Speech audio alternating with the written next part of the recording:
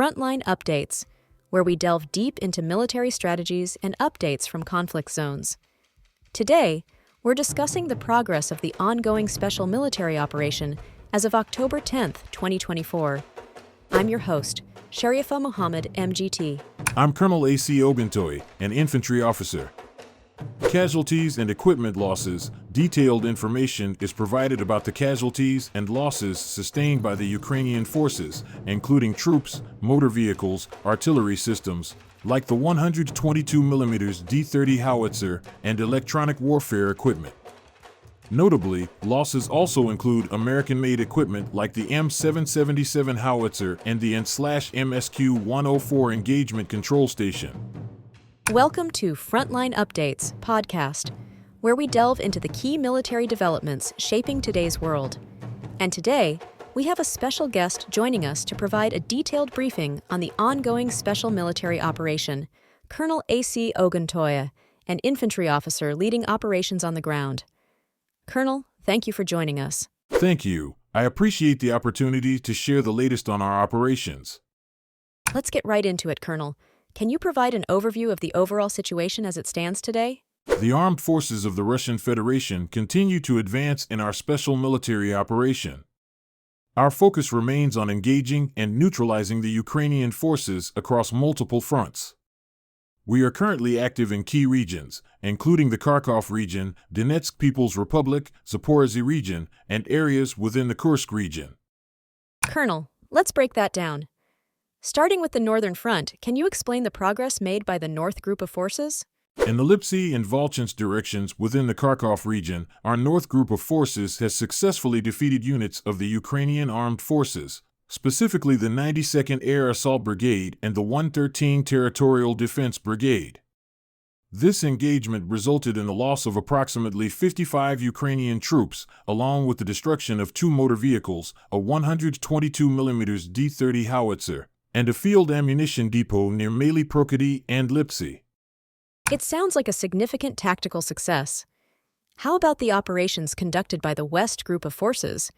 What developments have taken place there? The West Group of Forces has secured more advantageous positions across multiple locations, including Shurovo and Torskoy in the Donetsk People's Republic, as well as Iziumskoy and Kupiansk in the Kharkov region. We've successfully repelled 3 counterattacks from the Ukrainian 14th and 63rd Mechanized Brigades. In total, Ukrainian losses in this sector amounted to more than 430 troops, several vehicles, artillery systems, including 1 Gvozdika self-propelled artillery system, and 2 122mm D-30 howitzers. You mentioned counterattacks. How do you evaluate the intensity of the Ukrainian counter-efforts in these areas? The Ukrainian forces have been resilient and have launched several counterattacks, particularly from mechanized units. However, our fortified positions and strategic use of combined arms have allowed us to repel these assaults effectively, resulting in substantial losses for the enemy while preserving our own combat strength. Moving south, what can you share about the Southern Group of Forces activities? The Southern Group of Forces has made considerable progress in the Donetsk People's Republic, specifically near Seversk, Zvanovka, Belyagora, and Maximilianovka. Our units have taken up better positions and inflicted significant casualties on the Ukrainian 54th, 93rd, and 56th Mechanized Brigades, as well as the 10th Mountain Assault Brigade. Additionally, we repelled 4 counterattacks from the Ukrainian 81st Airmobile Brigade and the 112th Territorial Defense Brigade.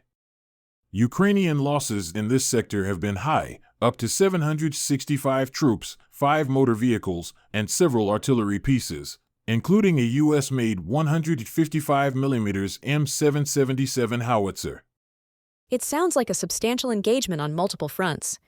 How is the Center Group of Forces performing? The Center Group of Forces is advancing deeper into enemy defensive lines in the Donetsk People's Republic.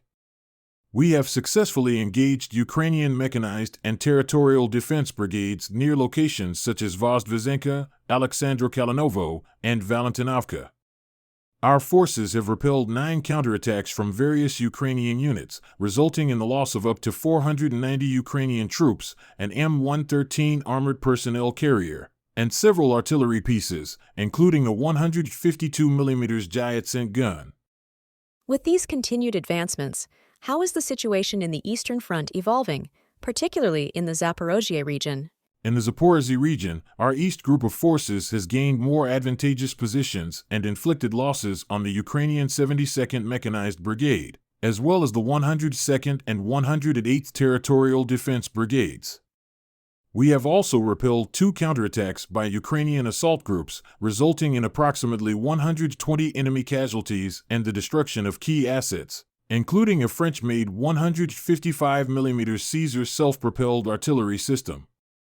Colonel, could you also comment on the developments in the Kursk region? Reports indicate a Ukrainian attempt to push into Russian territory there. Indeed, Ukrainian forces attempted an incursion into the Kursk region. However, our North Group of forces responded swiftly, engaging units such as the 22nd, 41st, and 47th Ukrainian Mechanized Brigades. Over the past 24 hours, we have repelled 2 attacks towards Lyubomovka and Kamyshevka, inflicting casualties and neutralizing enemy equipment, including a tank and a motor vehicle. Additionally, 5 Ukrainian servicemen have surrendered to our forces. It seems like the conflict remains intense on all fronts. What role have aerial and artillery assets played in these engagements? Operational tactical aviation, unmanned aerial vehicles, missile troops, and artillery have been pivotal in targeting enemy concentrations and key assets. Recently, we successfully engaged multiple U.S.-made Patriot SAM launchers, an N/MSQ-104 engagement control station, and clusters of Ukrainian manpower and hardware across 131 different areas.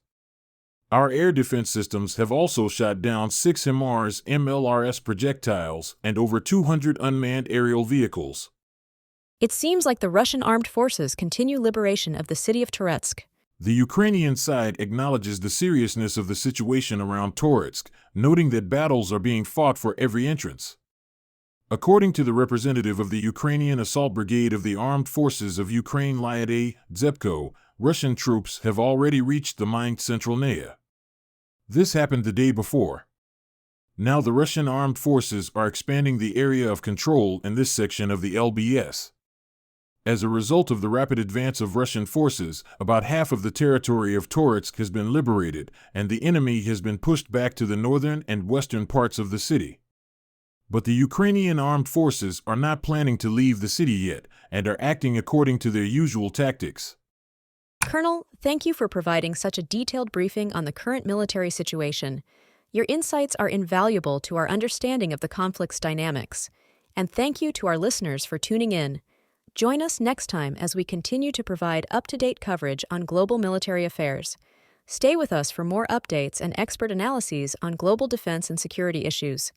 Stay informed, stay secure. Thank you for your attention. We are fully committed to our mission and to keeping the public informed. Ambulances continue to bring victims to Al-Aqsa Hospital in Deir el-Balah after an Israeli strike on a school shelter killed 28 Palestinians and wounded 54, according to Gaza's health ministry. A UNIFIL source tells the UN 2 peacekeepers have been wounded in Israeli shelling of a site of the mission on Lebanon's southern border.